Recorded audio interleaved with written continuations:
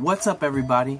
It's your boy Wes Grant, and you're watching Urban Nerd. Now, I got a lot of stories to talk about, but the main thing that's on the agenda today is about a character we've talked about already during the week, and it's Josh Brolin. Josh Brolin, the stuff he was interviewed and the stuff he's saying is just priceless because he's being so honest. You don't get that all the time with these actors. Josh Brolin was offered a major role in the new Avatar movies by James Cameron, and his answer was, "Nah, I'm good," which I understand. I understand his logic because if James Cameron, he's coming out with 4 of these Avatar movies, he was supposed to come out with a sequel 2 to 3 years after the first one, and then it got pushed back. And at some point, I think it was supposed to come out this year or next year. And why tie yourself up in something like this? You know what I'm saying? That's 4 movies he's contractually obligated to if he signs on with this. And he's already doing so much. He's already Cable. He's already Thanos. He's got so much going on for him that he doesn't need to do Avatar. And personally, I tell him not to do that thing. Because you know what? They've got Stephen Lang. And apparently Stephen Lang's going to be in all 4. So if he's a bad guy, what's going to happen? So we know he's not going to die in the next one or the one. So this is something stupid, but I'll tell you what. He stated in the interview that these are his words. If I don't want to do Avatar, I'm not gonna do Avatar. James Cameron calling me effing this and effing that, I'm like, whatever. If after this interview James Cameron came to me and was like, "Man, why'd you say that?" I'd be like, because it happened. Because it happened. Like, who other than Josh Brolin, I don't know anybody else that would say something like that. But you know what? James Cameron can't intimidate Josh Brolin. Because I tell you what, Josh Brolin, he ain't new to the game. His family is in Hollywood.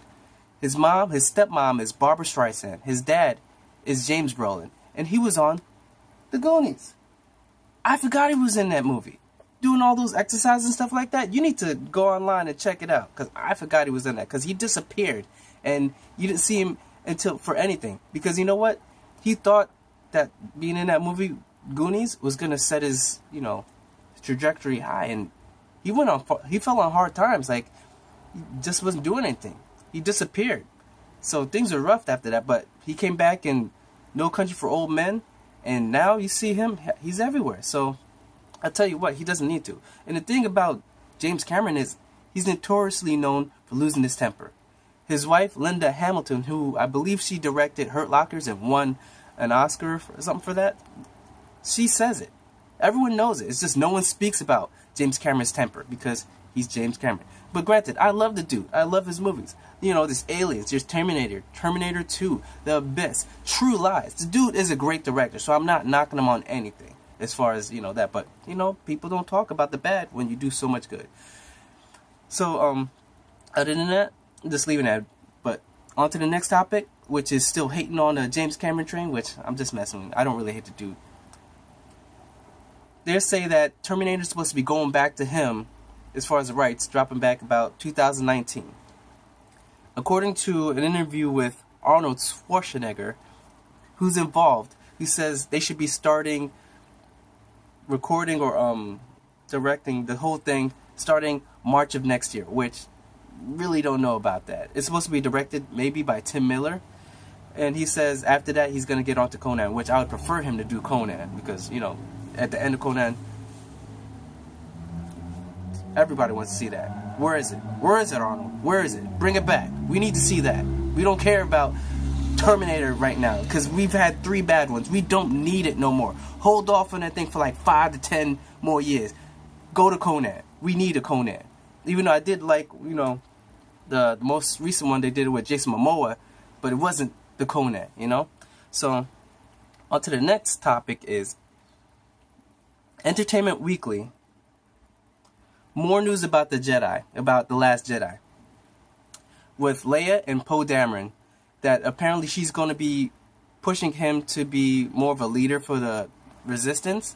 And now we have a little bit more on Benicio del Toro and his person that he's supposed to be. Because everyone thought he was going to be either a Sith Lord or Ezra from Rebels. But he's not. He's going to be a guy named DJ who's a code breaker or slicer, which is in the whole the legend material for Star Wars, which legend is basically the stuff that they don't consider canon. So they kind of take some stuff from from that in order to bring it into new shows and stuff like that. So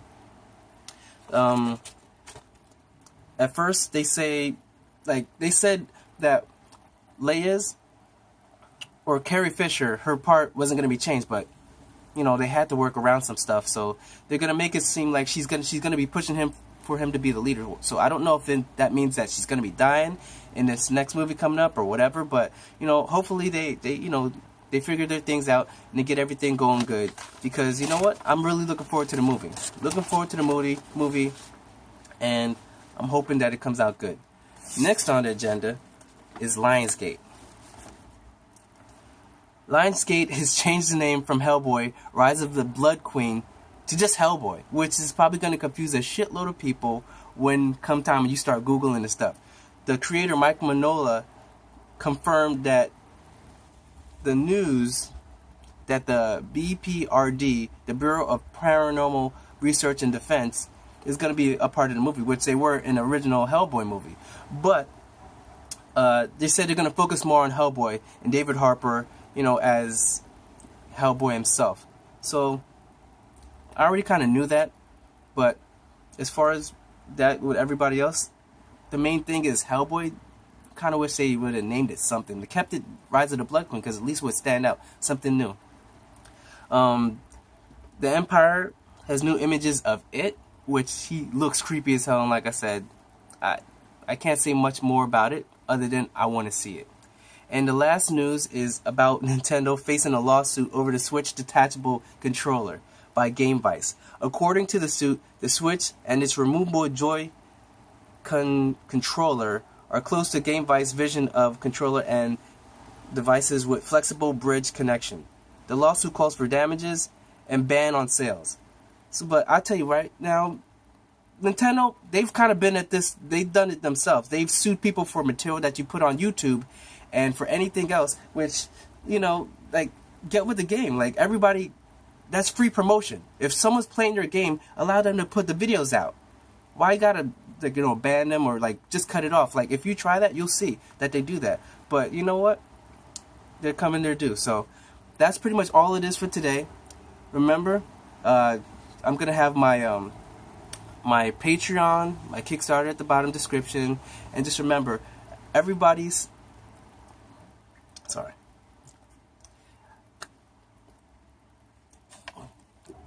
Sorry about that. Remember, opinions are subjective as long as everyone's is respected.